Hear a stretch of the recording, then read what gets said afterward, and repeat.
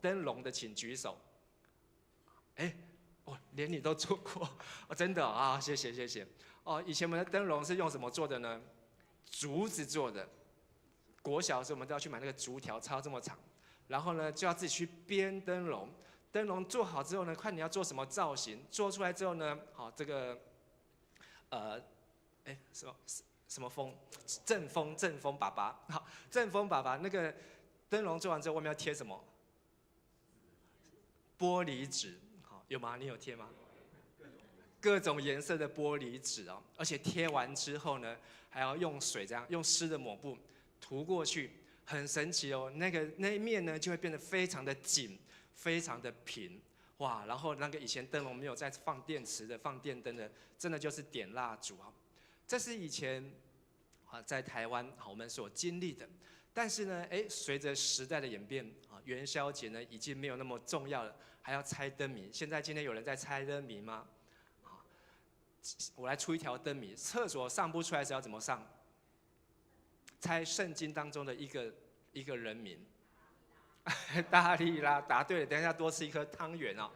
今天呢，我们讲到的就是这个，刚才读到大利拉。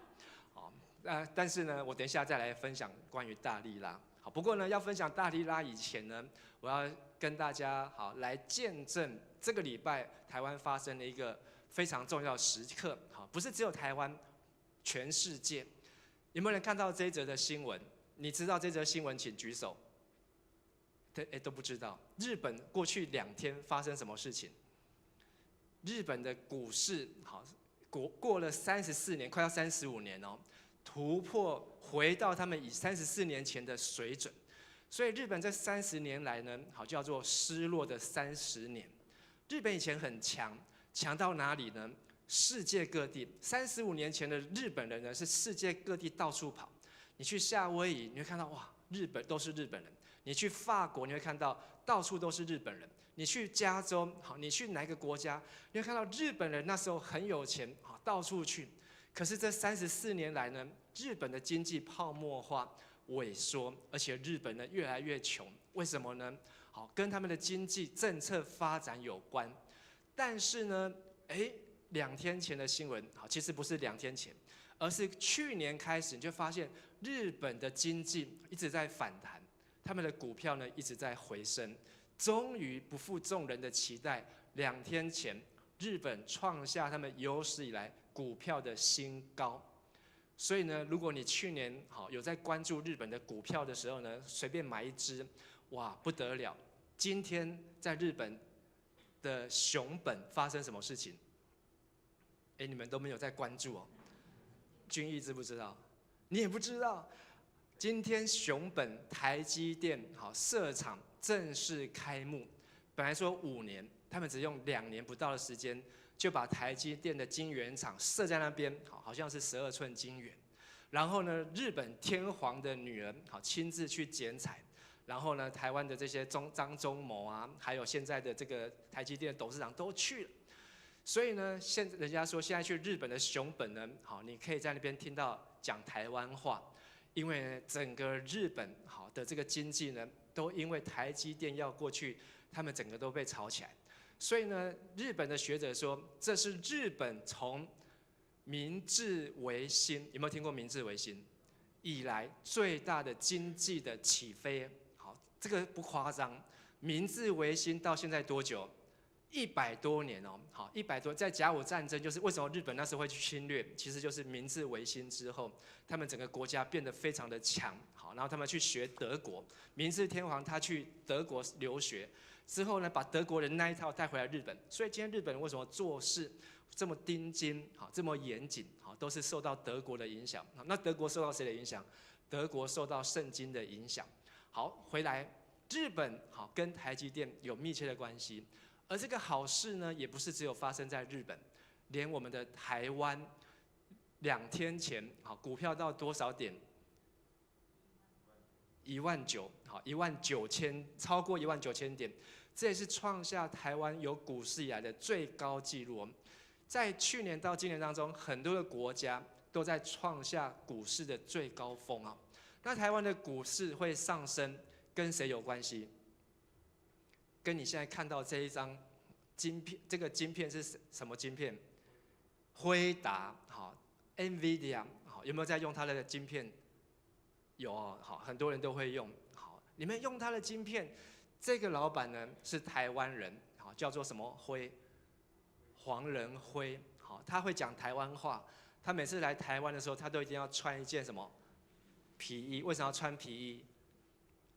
因为不是很帅，因为说他这样很酷，因为他就是在卖散热，好，散热器开始的。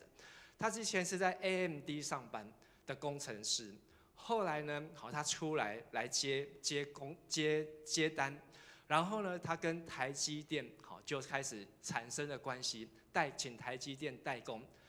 辉达发生了更疯狂的事情，也是在2天前，应该是我们是昨天啊，但是等于是美国的2天前。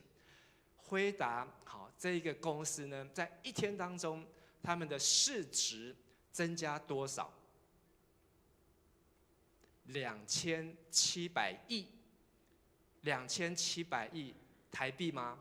不好意思，再乘上31美金，1天市值增加2700亿的美金，换算台币多少？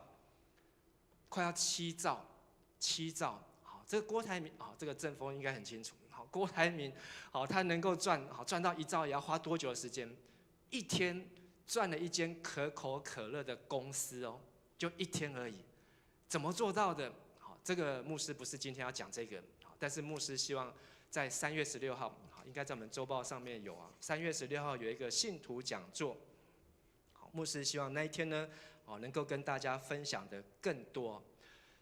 NVIDIA 好，这个公司好，它创下很多的记录，创下美国股市好1天涨幅最大，然后它的身家呢，现在排名在他个人排名在全美国的第21名。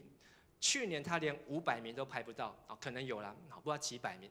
可是呢，1天当中他冲上第21名，这个公司成为美国第3大的公司 NVIDIA。所以今天如果你没有听过 NVIDIA 这个公司呢，好，你一定要认识它，因为它的前面2名是谁？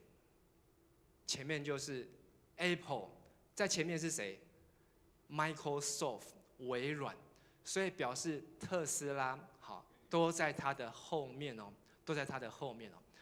这张图呢，好，很抱歉，就是请 AI 画的。我跟 AI 说，可以帮我画一张台湾股票，好，这个一飞冲天，跟 NVIDIA 一飞冲天的图，他就帮我画了4张，说哎还不够，他又再帮我重画。好，所以呢，这个 AI 呢，在几秒钟当中呢，它就解决了你所要的一切。所以以后牧师搞不好连讲到 PPT 都叫那个 AI 来做，就不用自己做那么辛苦了。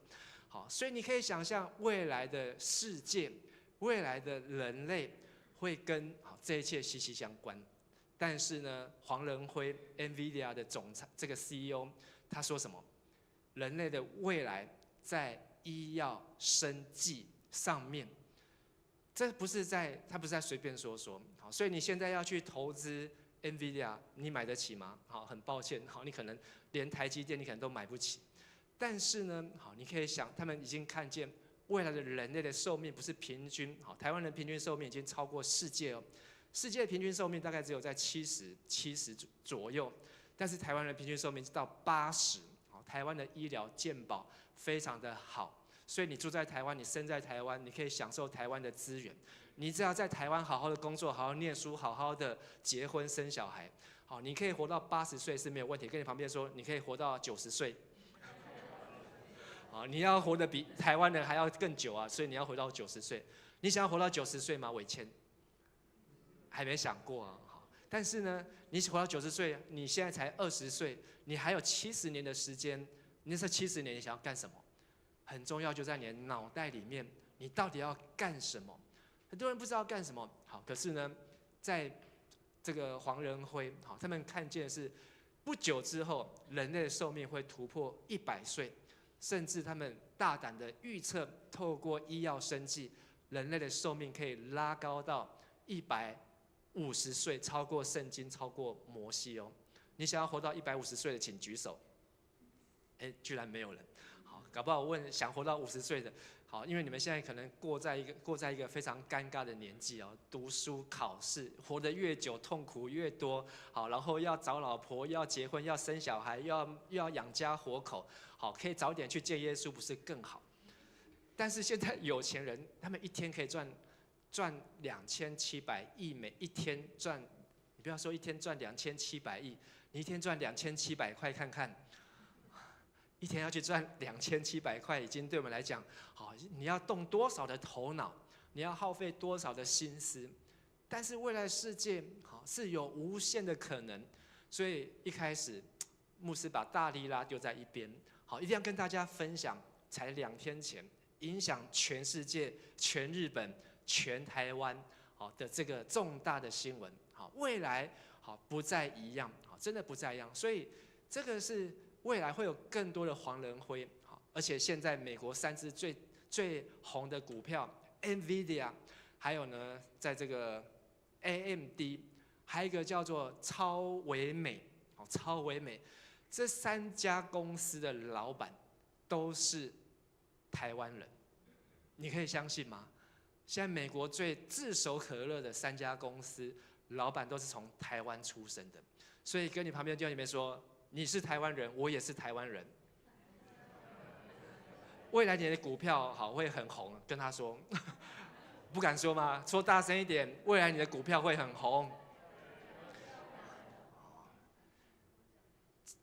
今天好，在士师记当中，好，士师记当中，好，上礼拜6牧师在这边分享是马大、马利亚，好，不过为什么分享士师记？是按照我们的周报上面的读经灵修进度。如果你每天读圣经，你会读到士师记。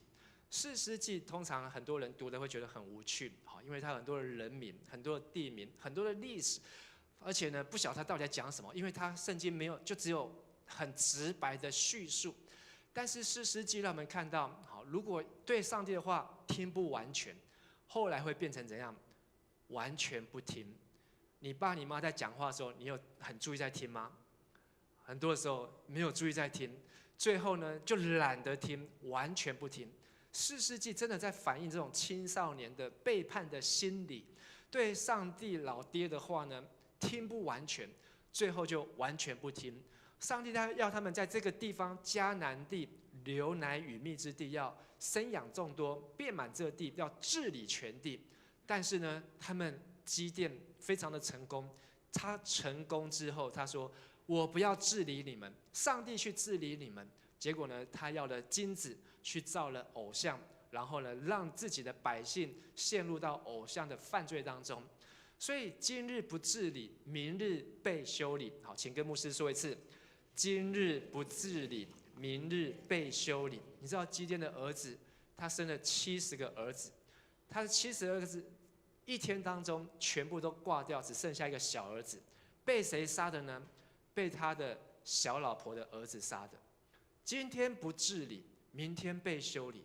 今天你没有好好把上帝交给你的功课、交给你的工作、交给你的服事，好好的治理它，明日这些东西都有可能会起来吞吃我们过去努力的心血。基甸本来一炮而红。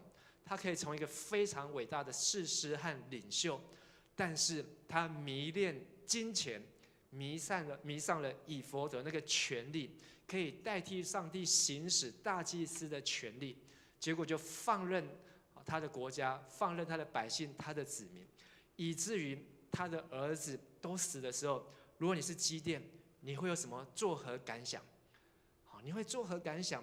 我这么好不容易才生了70个儿子。你知道生70个儿子要生多久？1年生一个，搞不好也要70年。可见他一定是很多个老婆跟他生的，所以他这么多的儿子，居然可以在1天当中全部都死掉。人算不如天算，但是上帝要告诉我们，因为这是人不听上帝的话，不断的陷入这样的循环，堕落受苦，后来受苦就呼求，呼求之后上帝就拯救，连续7次。所以右边你可以看到有12个士师的名字，这12个士师呢，好加上巴拉，好，总共有13个，再加上亚比米勒会变成14个。他们在右边对抗不同的外族人，一下是北边的，一下是南边的，一下是东边的，还有西边来的。西边就是非利士人，非利士人可以说是这个迦南族里面最让他们麻烦的。好，一开始我们看到的是米甸人，米甸人是骑骆驼来，非利士人呢，他们是移民来的，他们是搭船来到迦南地，而且他们以前在地中海的时候，他们就有那个铁的技术。所以当人家都要拿木头在打的时候，他们已经拿铁棍出来在打了。当他们都开着木造的车的时候，他们是用铁车好去跟你拼。所以当然他们每次跟非利士人打都打不过。最后一个士师，好，今天要分享的就是参孙啊。参孙他所要面对，好，就是再次面对非利士人。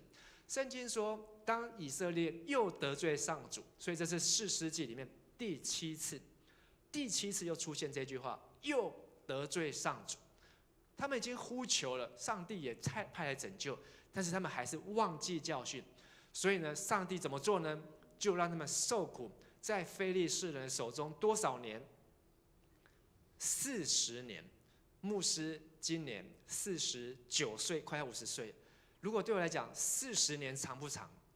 非常的长啊！好，这个40年你要花多久的时间呢？40年，好，你不能够去逛百货公司；40年，好，你不能够出去玩；40年，好，你不能够，你有没有去过中国大陆？在中国大陆可不可以看 YouTube？ 如果中国大陆可以看 YouTube 会怎样？中国大陆搞不好就翻掉了，好，因为他们就是控制不让你去看 YouTube 上面的东西，所以中国大陆只可以看什么？抖音。只可以看什么？看那些山寨的那个爱奇艺，好，只能够看什么？好，看这一些好中国大陆控制住的东西。所以为了不让他们去看到网络其他的世界，所以他们要用中国的品牌、中国的手机、中国的电脑、中国的电动车。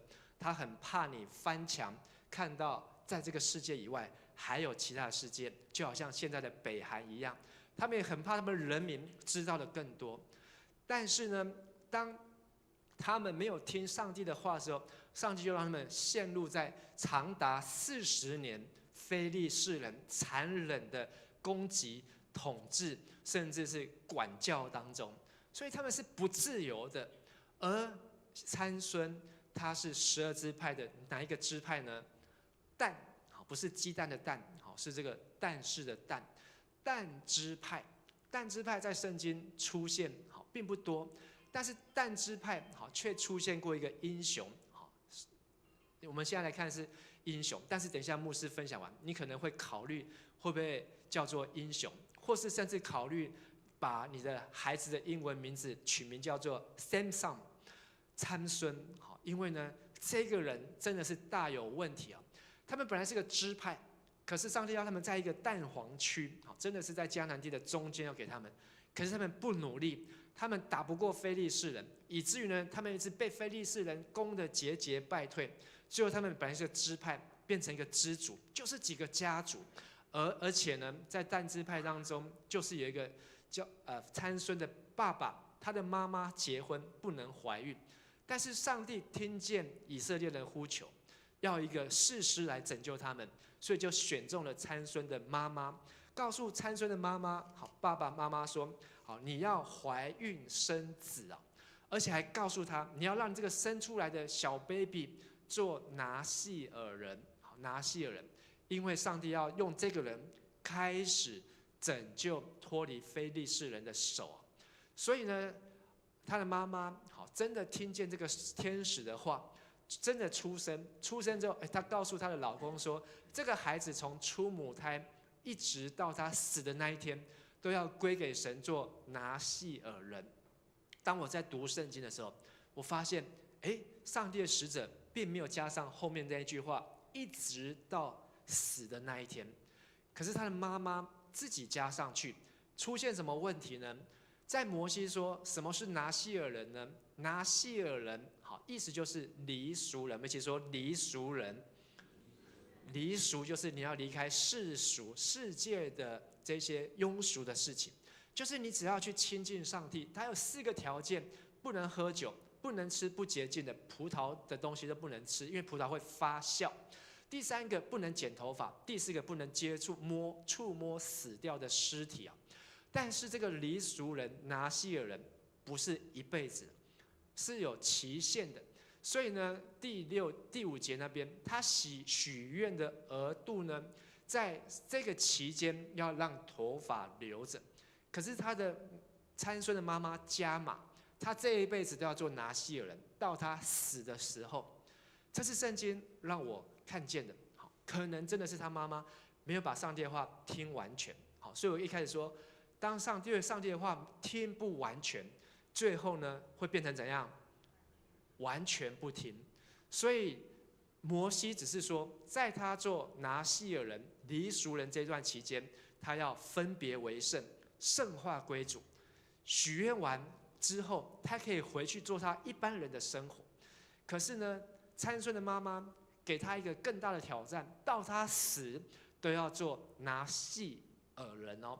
可是呢，刚才我们读了这个经节，拿西尔人4个要求：不能够喝酒，不能够吃葡萄，第3个不能剪头发，第4个不能摸死尸哦。这4件事情呢，好，参孙全部都干了。好，他不仅干这些事情，他呢爱上了非利士人的老婆，非利士人来修理他们，欺负他们40年，他偏偏爱上非利士的女人。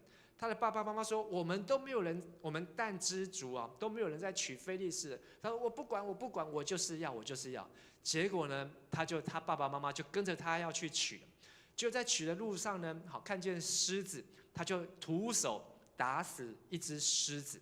就打死狮子呢，发现那只狮子肚子它是把它撕开，还有蜂蜜，所以他就拿出里面的蜂蜜来吃。好，如果你去看圣经，表示呢，他怎么去拿蜂蜜来吃，要去接触摸那个死尸哦，他都已经忘记他是什么人，拿西尔人、离俗人，他还去摸死尸，从肚子里面拿出来吃，自己吃，然后呢还给他的爸爸妈妈吃。好，圣经这样说，但是他爸爸妈妈不知道。后来呢，到了他喜欢的未婚妻家呢，他们是亭拿人。这个呢，他的这个娘家呢，好，就是有这个当地的衣服。参孙呢也很看他们的衣服穿着很喜欢。参孙脑袋呢说，我想要他们的衣服，所以他给他们出了一个谜语，好，就是元宵节的猜谜。什么谜语呢？你们回去自己看圣经。他以为说他出了这个谜语之后呢，没有人答得对。结果呢，好，这个拿亭人呢想办法去套出答案。结果呢，参孙真的好就被人家套出答案，好，恼羞成怒啊，他就另外出去好杀了旁边亚实基伦人，把他们30套衣服抢来给他的娘家未婚妻的老婆家。所以你觉得这像不像是一个拿西尔人？完全不像，因为对上帝的话听不完全，他根本就是想做什么就做什么。亲爱的弟兄姐妹，你对圣经的话有没有注意在听？还是今天你想要做什么就做什么？你都没有先问过你的爸爸妈妈，你都没有先祷告问过上帝，我就是想要这个，我不管，我就是要他，我就是爱上他，我就是要这个。听不完全，最后就会完全不听了。可是很奇怪，圣经说上帝的灵还跟他在一起，他去打死人的力气哪来的？上帝给他的。你一定会问，上帝居然给他一个杀人工具，让他可以去杀那30个人，到底是怎么样呢？到底是怎么回事呢？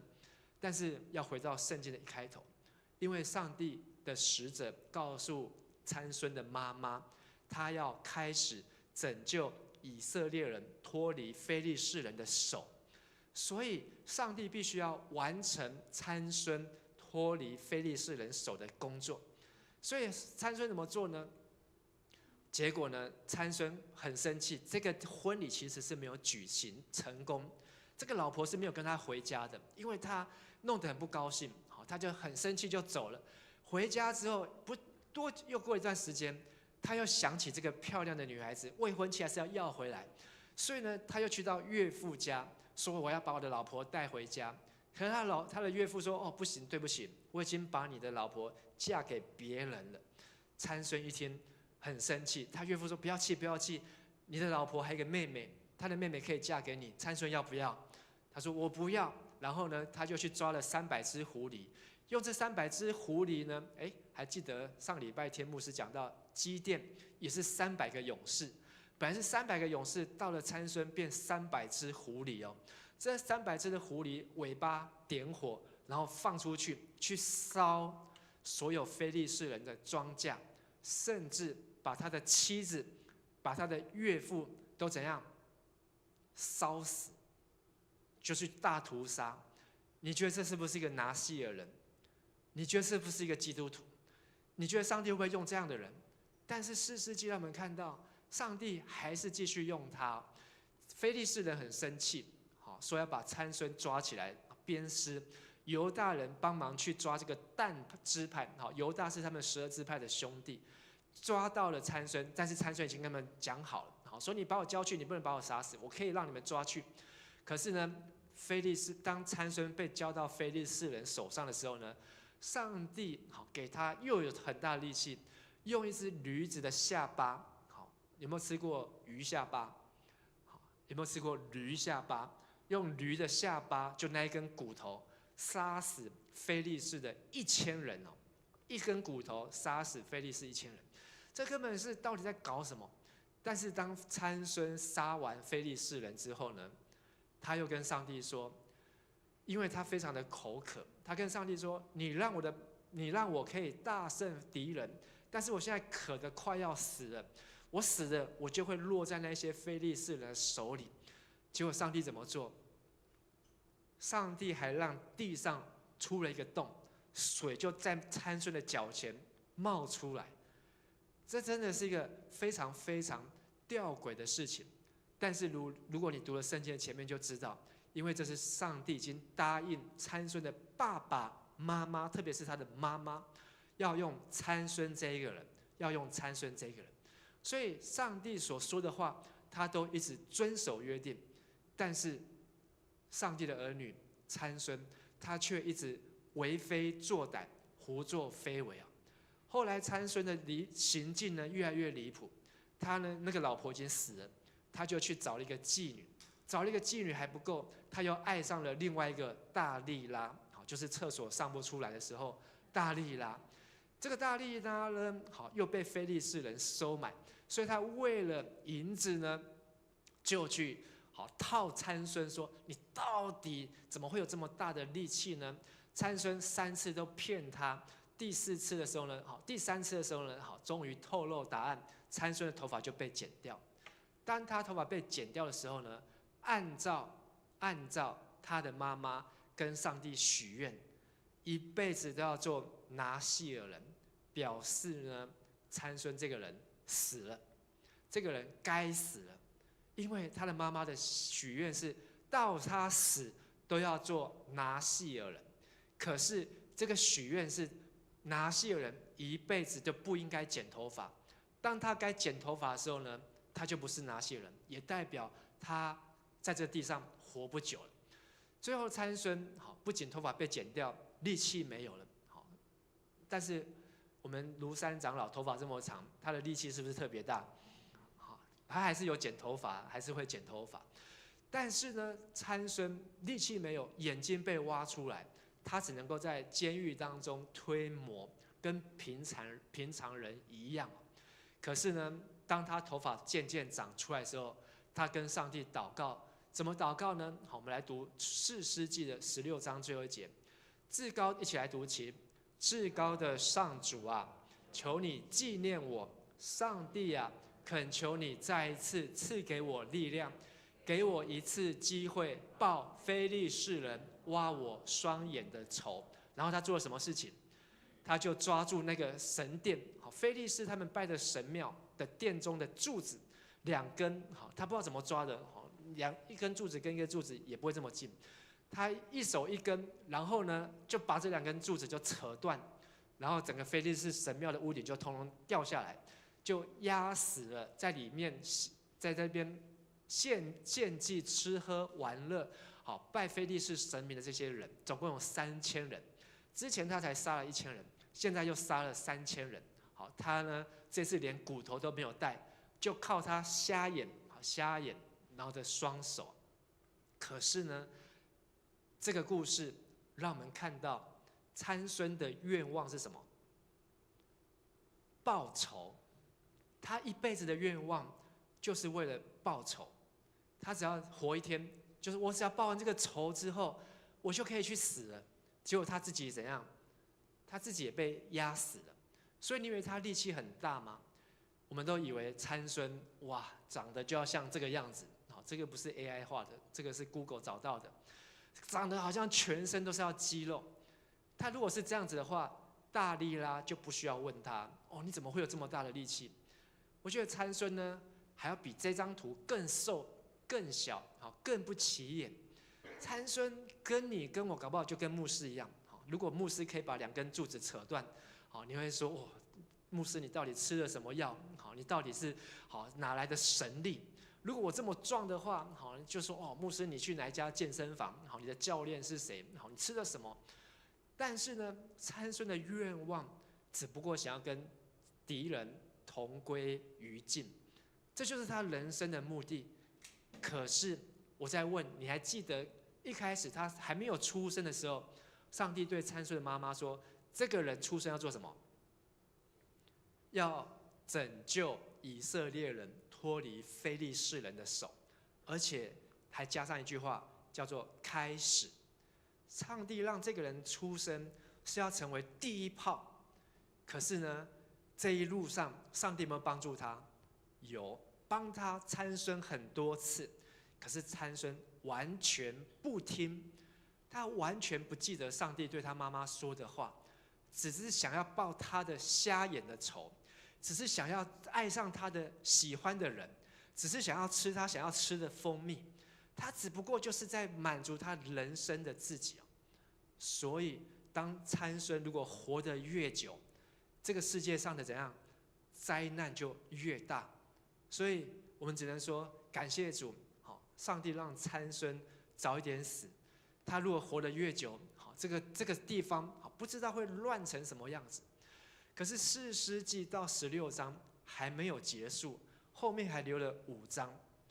可是参孙已经是最后一个士师了，后面这5章到底在讲什么？还有2个故事啊。这2个故事呢，一个是摩西的孙子，好，我也不会讲太久，你可以去读17章、18章。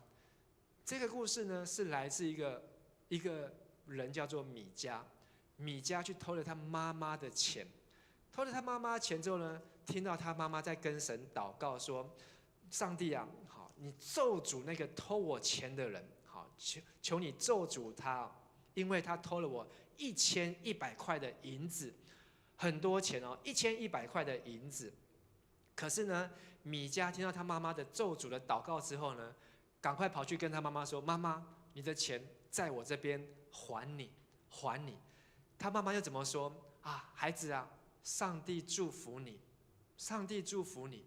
这个妈妈好祝福你，然后说他用这1100块里面的银子呢，拿了200块银子，就去做了一个神像，然后呢，就在他们家中来感谢这个银子的神像。所以他们的信仰真的是非常的奇怪，好，没有再照摩西所说的吩咐，自己想要做什么就做什么。后来米迦呢，他家就有一个神像，然后呢，旁边的人都会跟着来拜。米迦呢，他也想要当一个祭司啊，可是他没有祭司的血统，因为他不是利未人。有一天，他遇见了一个流浪的一个青少年，好青年人，利未人。其实我们后来知道，这个人就是摩西的孙子。他就问他说：“你是利未人啊？你在这边做什么？哦，没事做。来，我来请你。现在我家有一个神像，好，意思是说，现在我家有一间教会，我就请你来当我们家这个教会的牧师，薪水我也算给你。一年的薪水是多少呢？圣经有写，好，给你薪水一年10块钱。这个神像多少钱？200块银子，表示说他要做20年，好才能够去做这个神像。他偷了他妈妈多少钱？1100块。所以呢，你觉得这个牧师很贵还是很便宜？很便宜啦，好，他就是很便宜，请这个牧师来啊，当他家的教会的牧师啊。结果呢，摩西的孙子说好还是不好？好啊，好，他就去做啦。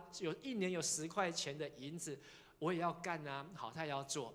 结果呢，干了之后呢，但族，好，但跟谁有关系？参孙。刚才讲的参孙，他的后代呢变成了土匪，到处去抢。因为参孙眼瞎，他的后代都是土匪，抢到哪里呢？抢到了米迦他家。发现米迦他家呢有这个神像，就把他抢走了。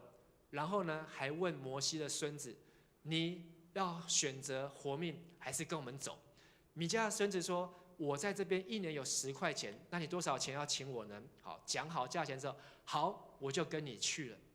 所以呢，他们就去抢了别人的城，就住在那个地方，一直到后来北国以色列被亚述人灭亡为止。所以但呢，在圣经当中，好，如果你是读那个列王记、历代志的时候呢，但是一个偶像的中心，那边是怎么样都不会去拜上帝的，他们自己拜自己的偶像。那个偶像是哪来的？是米迦偷他妈妈的钱，被他妈咒诅之后，他又跑回去还他妈钱。他妈跑去用200块做了一个偶像。这样的事情持续多久？这样的事情持续了好几百年哦，持续了好几百年。所以那一个人叫做摩西的孙子，叫做革舜的儿子，叫做约拿单。好，我们说一次，约拿单。摩西的孙子变成一个偶像中心的祭司，还不是只有他的孙子，还加上圣经说约拿单的子孙。所以意思是说，摩西的第3代已经走中了。什么叫走中？台语叫做招金啊。好，招金就是变形了。还有他的第4代、第5代、好，第15代，通通都招金去啊。你可以想象一下吗？你的孩子，你今天在这边做礼拜，在这边敬拜，可是你的孩子他不来了。你想要这样子的人，请举手。义如会不会？如果你的孙子不上教会了，你有70个孙子，你会把这70个孙子怎样？我干脆不要你们，你们还跑去当偶像的祭司啊！好，还去让基督徒陷在罪里面啊！这样的事情是非常的可怕。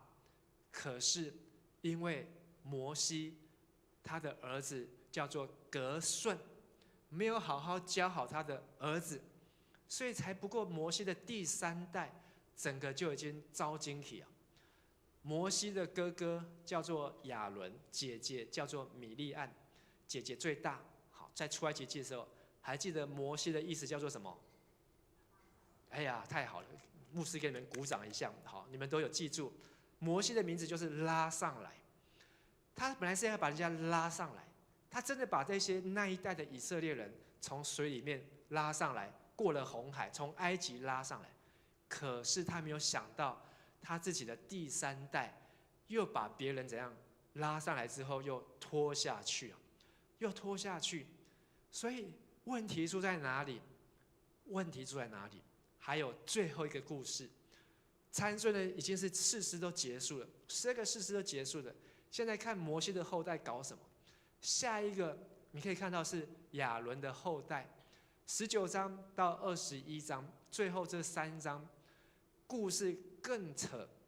除了扯，没有最扯，只有更扯。好，跟你旁边说，没有最扯，只有更扯；没有最扯，只有更扯。一个上帝的子民可以扯到什么程度呢？这个故事简单来说，一对夫妻吵架，吵架之后太太就回娘家，回娘家之后，老公觉得自己对不起，跑去跟他的岳父说啊，我要把我的太太带回来。他的岳父很高兴，女婿来把太太带回去。可是呢，岳父一直留他，来再住一晚，再住一晚，连续住了好几天。最后一天，这个女婿说不行不行，我们真的要走了。可是太阳下山了，还是要走。结果呢，就在路上寄居，寄居在便雅悯境内的一个地方叫做基比亚。在基比亚那个晚上呢，他们不晓得那是一个虎穴，结果呢，就当晚就被基比亚的人欺负。基比亚的人就轮奸强暴了他的老婆，他老婆到隔天天亮的时候，好被基比亚人轮暴完之后死了。这个人呢，就把他的太太的尸体切成12块，送到12个支派地方去。12个支派知道之后，他们通通集结起来，说怎么可能让我们的自己人做这样的事情呢？所以他们总共出了40万的人要来便雅悯报仇。便雅悯呢，本来说这应该不是我们的事情，这是我们里面基比亚的城的事情，我来替你们修理它。便雅悯呢很臭屁，他说我才不让你们去欺负他们，来要打就打，你们40万，好，我们也跟你打，谁赢呢？便雅悯赢。第一场便雅悯赢，第二场便雅悯也赢哦，连续赢2场，好，而且还杀掉40万当中的4万人。可是呢，第3场本来以色列人他们也都害怕，我们到底要不要去打？结果他们去跟亚伦的孙子，请亚伦的孙子，他是大祭司，去祷告。上帝跟他说：“去，你们会赢。”所以第3场他们又去打，就那一天一打大赢，把便雅悯的2万多人杀到只剩下600个人。问题来了，便雅悯男生结婚20岁以上只剩下600个人，这600个人代表怎么样呢？他们快要灭族了，他们才想到说：糟糕，我们12个兄弟里面有一个兄弟快要挂了。这样子呢，我会对不起我们的祖先，所以他们就想说怎么办？我们已经发毒誓啊，我们都不让我们的孩子去跟便雅悯人结婚哦，发毒誓，所以他们把自己的兄弟当仇人一样。所以呢，他们就说好，旁边还做城叫基列雅比，我们呢去把那基列雅比的城里面的男生全部都杀掉，把结过婚的女生都杀掉，把那剩下没有结婚的女生通通抓来。跟剩下的600个便雅悯人跟他们配婚，抓到了400个人，还缺200个人。这些以色列的长老还开会说，另外还有一个地方，好，示罗，好，也是在我们的兄弟当中，我们呢教他们去抢示罗的女孩子，抢他们的妻子回来当老婆，勉强就让便雅悯的600个人没有灭种，没有灭种。这个故事叫做没有最扯，只有更扯，因为对上帝的话一点都不认识，他们的行为举止比参孙还要夸张，所以呢，这整个士师记就在那个一团扯的当中结束。所以你可以看到，这个故事只不过发生，但是在这张地图的最左边靠海，他们要面对就是非利士人，他们没有按照约书亚的吩咐把非利士人赶回去海上，没有。结果呢，他们被非利士人修理，然后发生在中间的便雅悯呢，他们呢很臭屁，去跟其他的11个兄弟呢，好去不按照公义，好，他们没有把那个做错事的人交出来，反而袒护他们，以至于他们自己在中间差一点被灭掉。便雅悯支派后来的扫罗王，后来的新约的保罗，都是这个中间便雅悯支派。你知道，如果没有便雅悯支派，就没有扫罗王；没有便雅悯支派，我们今天就读不到罗马书哦，就读不到罗马书。所以这个后果影响是非常的大。但是呢，没有最扯，只有更扯。而士师记要结束了，他讲了一句话，士师记的最后一章最后一节，我们一起来读：那时以色列中没有王，个人照自己眼中看为对的去做。再一次，那时以色列中没有王，个人照自己眼中看为对的事去做。他们有士师，可是呢，士师本来是一个民政官，也可以做行政官，可是最后他们是变成审判官。其实士师也可以成为他们的王，士师也可以做他们的王。可是你看到最后一个士师，每一个人都对这个王摇头。我们不要士师了，好，因为这个我们的王如果长得像这个样子，还能够看吗？所以呢，他们只要做自己眼中对的事情。今天我喜欢这个异族的女子，我就去爱她，我就去追她，我就是硬要把她娶回来。娶不到，我就杀了她的弟兄姐妹。杀了他弟兄姐妹不够，我要放火烧他的家，烧他的田，烧他的农作物，烧他的房子车子，最后还把这个人都烧了，把他的岳父父亲都烧了。你能够想象吗？自己以为对的就一直去做，但是上帝为什么都不说话呢？为什么上帝都不制止呢？其实上帝不是不说话，是他们早就把上帝的话抛到脑后了。上帝的话早就已经在摩西的时候，也就是离他们300年前，300多年前，摩西都已经说得很清楚。今天我们都还读得到。问题是他们都不去听，做自己眼中看为对的事情。他以为我这样做，上帝都不讲话就 OK。亲爱的弟兄姐妹，今天你有可能在某个地方，你也像是王，像是士师，上帝让你成为一个小组长，你就是这个小组长当中的士师，你就是这个当中的 leader。上帝让你在这个班上做班长、做干部，上帝让你在这个公司当中做主管，上帝让你在这个环境当中成为一个领导者。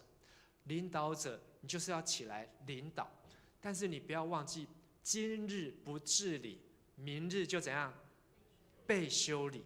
如果你不起来领导，将来后果就是没有办法去收拾的结果。当你成为一个领袖，你一定要把上帝的话牢牢的记住。不是说你选上了总统，你当上了院长，你成为领袖，你所做的事情就对了。就算今天、明天你成为下一个黄仁辉，明天你成为那个全世界最红的台湾人新秀，然后呢，哇，你赚的可能比这个之前的人还要多的时候，你也不要认为说你做的事情都对，因为人在最高峰的时候都有可能会迷失。那怎么样才会在最高峰的时候不会迷失？上个月牧师去爬山，爬中央山脉，在那个3000多公尺的山上的时候，哇，前面是很辛苦，但是你看得到路，那个路呢，就是跟着这个路走，你要上上下下起起伏伏。可是当你到山顶之后还没有路，你到那个山脚点最高峰的时候，真的就没有路了。那你再怎么办？你要留在那上面吗？如果是我不要留在上面，我连在那边过夜我都不敢，因为你在那个3000公尺的山上过夜，那个晚上的温度是都零下。好，我们带的东西，我们带的睡袋是不可能在那边过夜。隔天早上起来，好，全部都挂在山顶上。当人在最高峰的时候，你要想的是，我要怎么样安全的下山。所以当我在山上的时候，我就在想说，那我要怎么回家？所以我要去找回家的路，下山的路。今天你可能已经达到你人生的某个高峰，你现在考上最好的学校，你现在拿到最好的报酬，你现在可能得到人家梦寐以求的职位和工作，而且你可能生了一个非常可爱的宝宝，你有人家称羡的家庭，买了一个在桃园最棒的房子。但是没有最糟，没有最糟，只有更糟。你要谨记参孙的教训。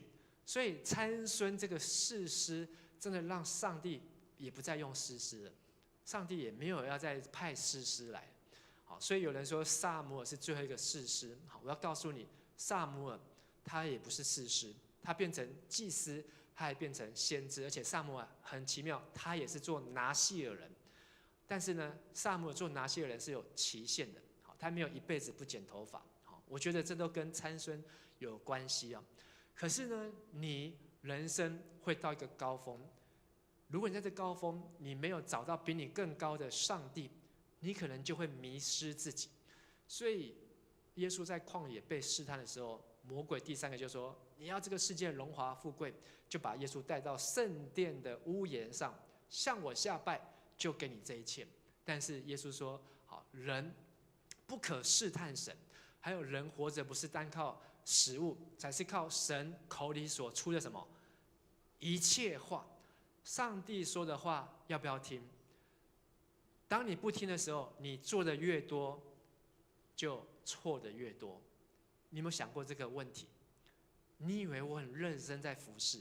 上个礼拜我们讲的马大，当马大做的越多的时候，其实他错的越多，错到一个程度，耶稣在台上讲道，他从最后面的厨房冲上来，打断耶稣的讲道，跟他说：耶稣，你不叫我的妹妹来帮助我吗？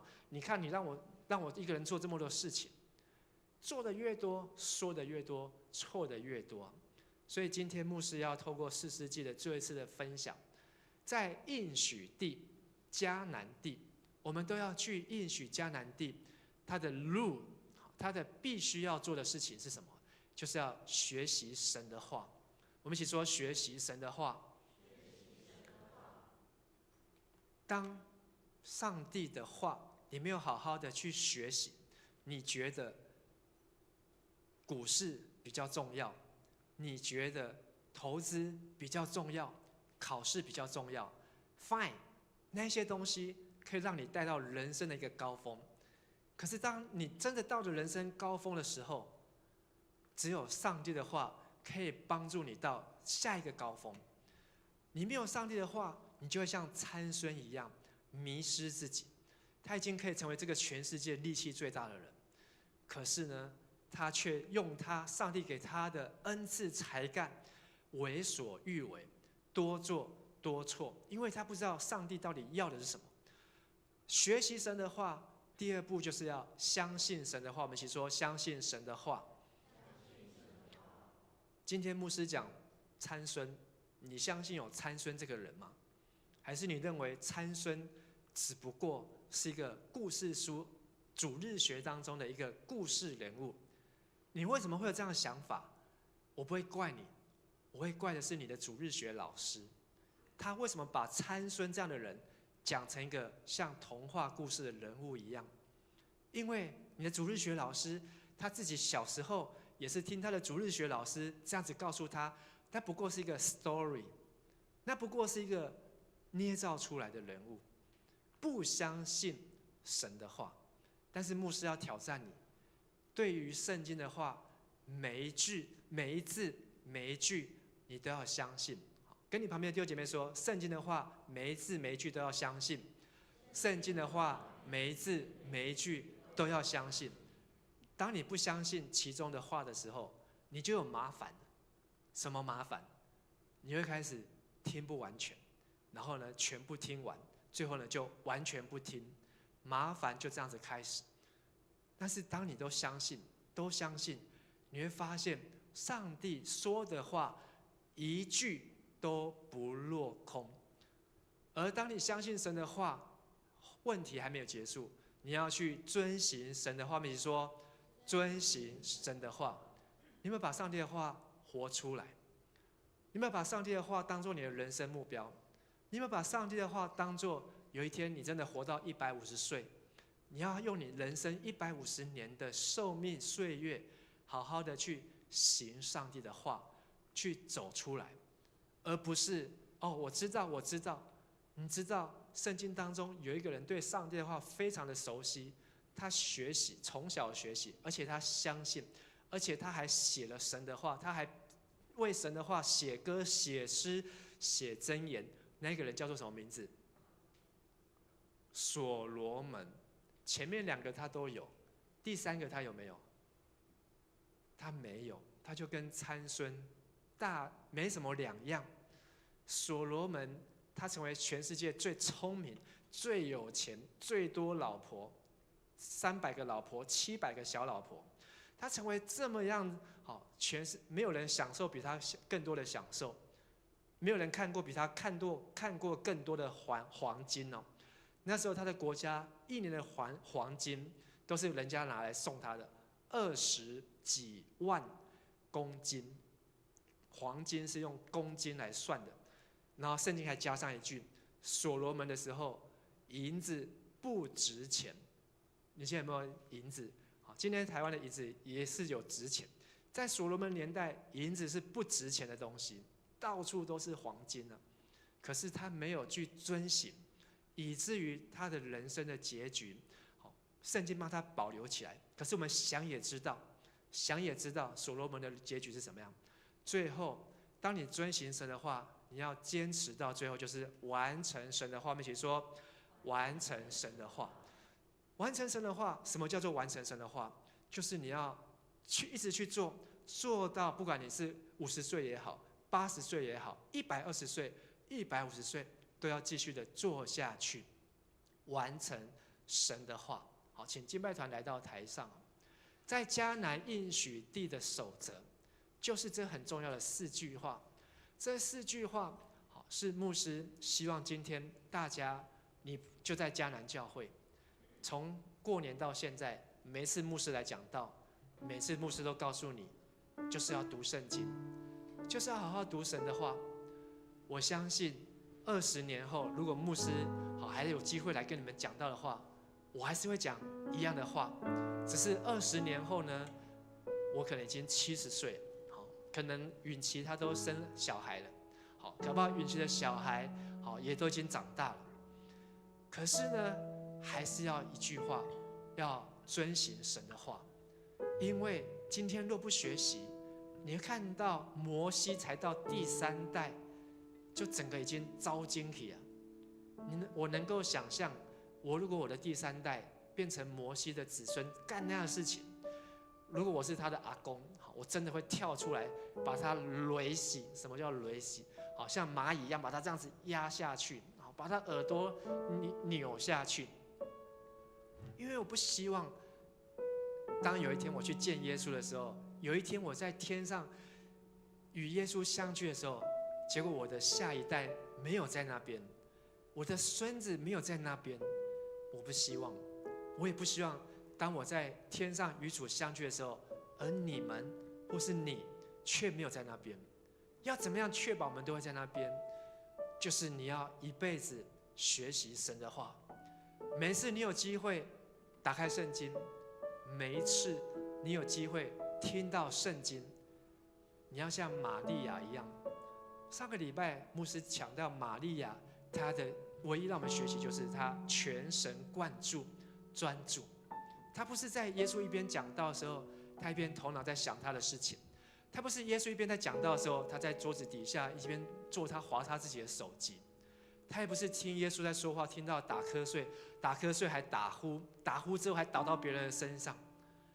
全神贯注，因为她就是想要认识、明白、知道上帝的话。因为当你没有神的话，你就会开始偏离，就会犯罪。犯罪的意思就是射箭没有射中靶心，只有圣经能够让我们知道靶心在什么样的地方。所以我们要记得，不要任意而行，要与神同行。所以这4句话再次送给大家，我们一起来读。我和下一代要学习神的话，听清楚神的话。我和下一代要相信神的话，想清楚神的话。我和下一代要遵行神的话，记清楚神的话。我和下一代要完成神的话，讲清楚神的话。我们一起起立，我们来敬拜我们的神。在今天的信息当中，牧师希望不是你只有听柏志牧师讲道，不是只有听牧师讲的信息，而是你真的听到上帝在对你说话。只要你听见上帝在对你说话，我要告诉你，那不是人所做的，那是圣灵的工作，是圣灵的工作。如果你真的渴望听见神的话，你需要圣灵的帮助，你需要圣灵与你同在，你需要让你的心向神来敞开。因为耶稣说，唯有那真理的灵来了，就是圣灵来了，他要带领你进入到真理当中。他要带领你进入到上帝的旨意当中，上帝的心意当中。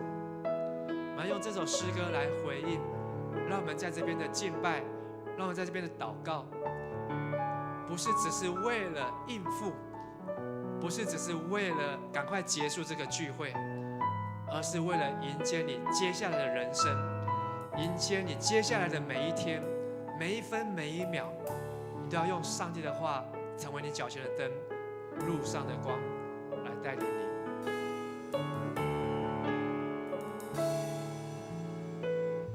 主，我们同行在你面前，以祷告寻求你面。我们转离所有的恶行，单单跟随你。主，我们是属你的子民，求赐下福生的心。我们要回转向你福生，也要看见复兴。我们呼求你阿爸父，圣灵的宝座在这里，你闭着眼看着耳垂听，奉主名的呼求，万民都要来敬拜你，荣耀高举你的生命，复兴着你全能的君王，我们欢迎你。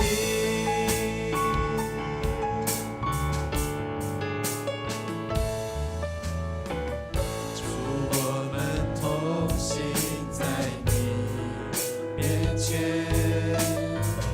以祷告寻求你面。我们转离所有的恶行，单单跟随你。主，我们国家主，我们国家是属于你，求你来掌管全地，你来怜悯医治这地，荣耀再次降临。举起你的手，我们呼求你阿爸父，设立你的宝座，你的宝座在这里，求你你闭着眼看着耳垂听，奉主名的呼求，更大声来说，万民都要来敬拜你，荣耀高举你的生命，复兴着你全能的君王，我们欢迎你。亲爱的弟兄姐妹，你和我都是在迦南教会敬拜神、上帝的儿女。你知道迦南教会明年就要60岁，60年前你在哪里？我相信大部分人都跟我一样，60年前我们都还没有出生，都还在上帝那边。可是60年前，就有人在这个地方祷告，祷告什么？上帝啊，求你复兴桃园。上帝啊，求你复兴这个地方，让这个地方有教会，让这个地方有年轻人在这边聚集，让这个地方有耶稣基督的十字架。因为60年前他们在这边努力，但是我要告诉你的是，再加上80年，140年前，马偕就来到桃园这个地方。他从南崁走过来，桃园那时候叫做头阿หื，就是这边种了很多的桃树。他说这个地方要有教会。你觉得140年前马偕能够看多远？看不远。他不知道140年后，桃园中华路49号、33号这边有教堂。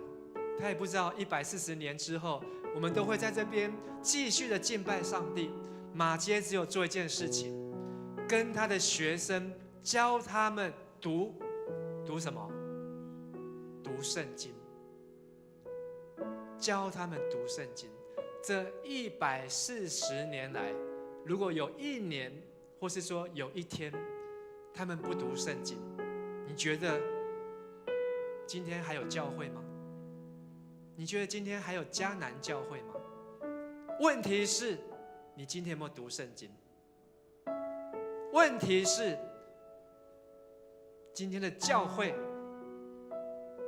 有没有在教人读圣经？当我们没有上帝的话，你觉得什么都对，什么都可以，什么都可以去做。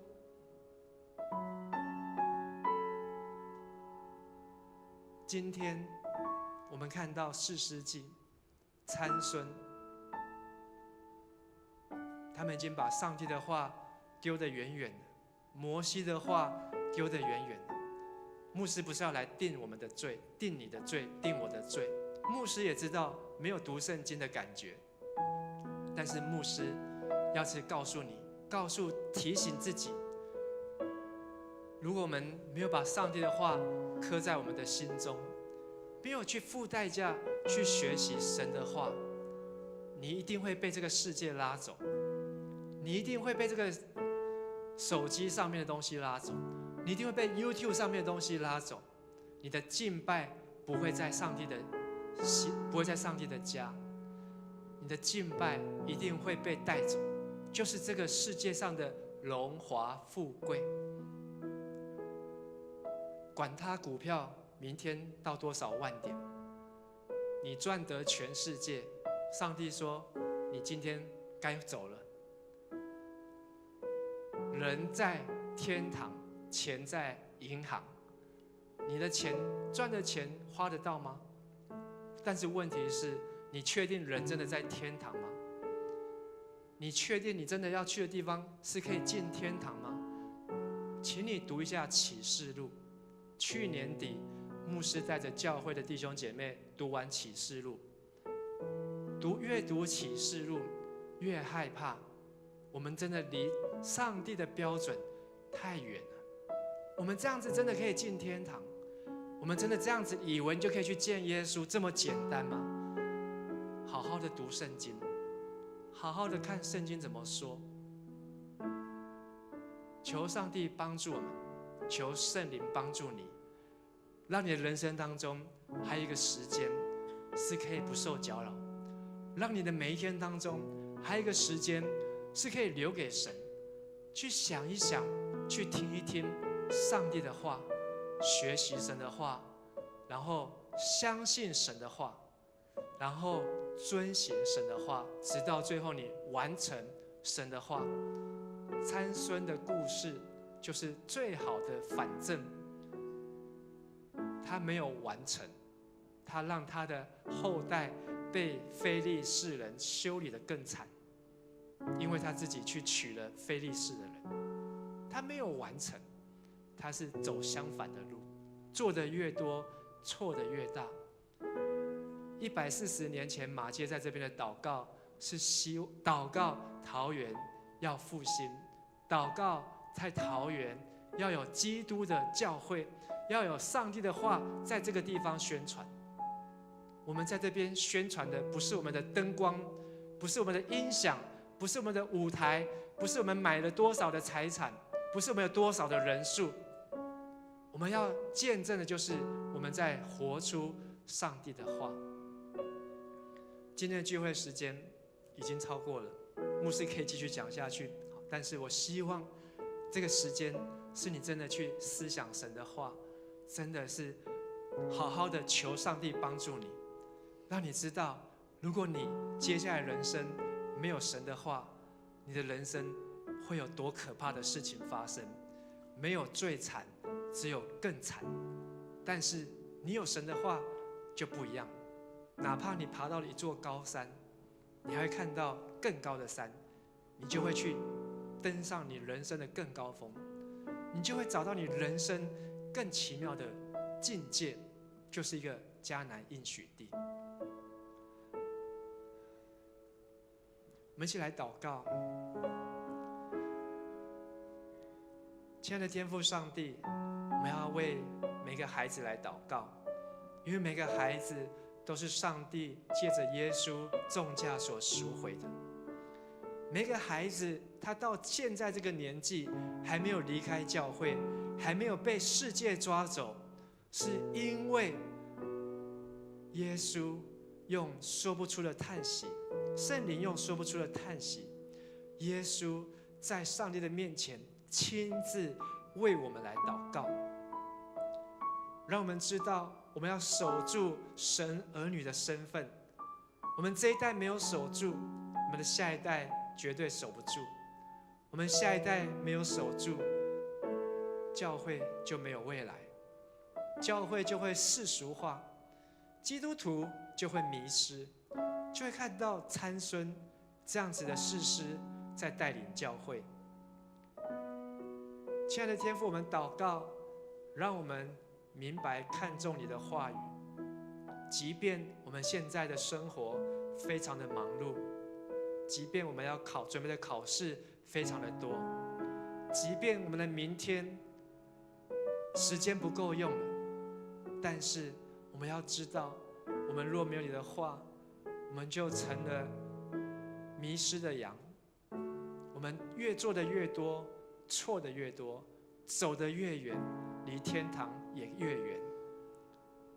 亲爱的天父上帝，求你的圣灵每一天与每个孩子同行，让你的孩子知道怎么样找到你，让你的孩子知道怎么样听见你的声音，让你的孩子在打开圣经的时候不会觉得沉闷，不会觉得无聊，而是有一个如入切木溪水的心，渴慕的心，警醒的心，好像玛利亚一样，预备好要听耶稣对我们所说的话。奉主耶稣的名，祝福迦南教会。奉主耶稣的名，祝福迦南教会的下一代，要承接从60年前、140年前宣教士马街在这边所看见的异象。再过60年之后，也就是马街的200年，迦南教会继续在这边，迦南教会继续在宣扬上帝的话。200年之后，还有一群人，他们继续在这边爱耶稣、敬拜耶稣，而那一群人是我们的后裔，是我们的后代，是属神的百姓，是君尊的祭司，是属神的子民。这是我们的祷告，这是我们的呼求，求上帝帮助，求上帝垂听。我们这样子祷告祈求，是奉靠主耶稣基督的名，阿们。我们呼求你，阿爸父，生命的宝座在这里，你闭着眼看侧耳垂听，奉主你的呼求，万民都要来敬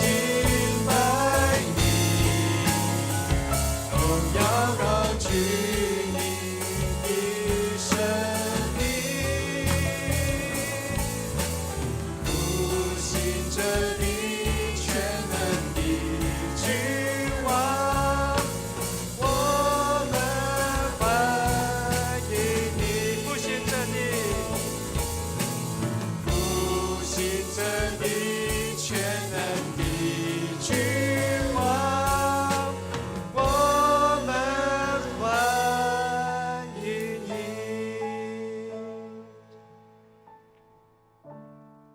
亲爱的天父上帝，我们向你献上我们的敬拜，献上我们的祷告，也献上我们自己的心。求你让我们的心真的如同玛利亚一样，单单的爱你，单单的渴慕你。但也求你帮助我们，让我们对你的话一样的爱慕，一样的渴慕。愿主耶稣基督的恩惠、天父上帝的慈爱、圣灵的帮助与感动，参与每位弟兄姐妹同在，从今时直到永永远远。阿门。各位弟兄姐妹，请坐。奉献是基督徒感恩的表现，也是一种感动，出于甘心乐意，也是一种行动，为主圣工所用。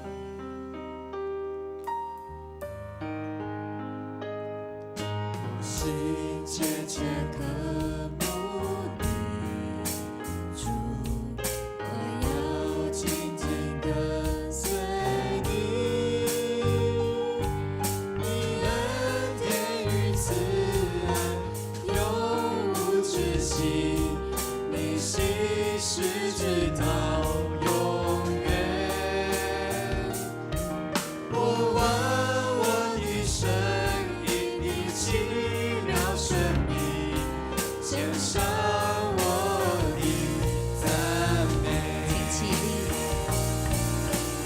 耶稣，主耶稣，就有我一生。耶稣，主耶稣，就有我一生。亲爱的主啊，谢谢你今天透过牧师的分享，让我们真的看见，主啊，这个时代真的很容易我们被这个世界或是被手机上的事情拉走或抓走，而唯有你，主耶稣，你的十字架是我们需要去对准的，去射中靶心的。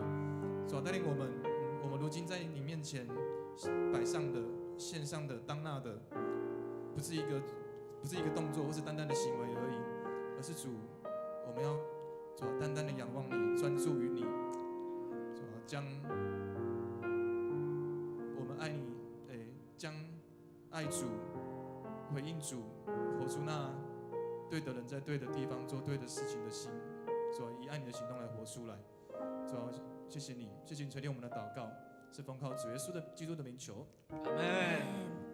哈利路亚！让我们再一起来赞美我们的神。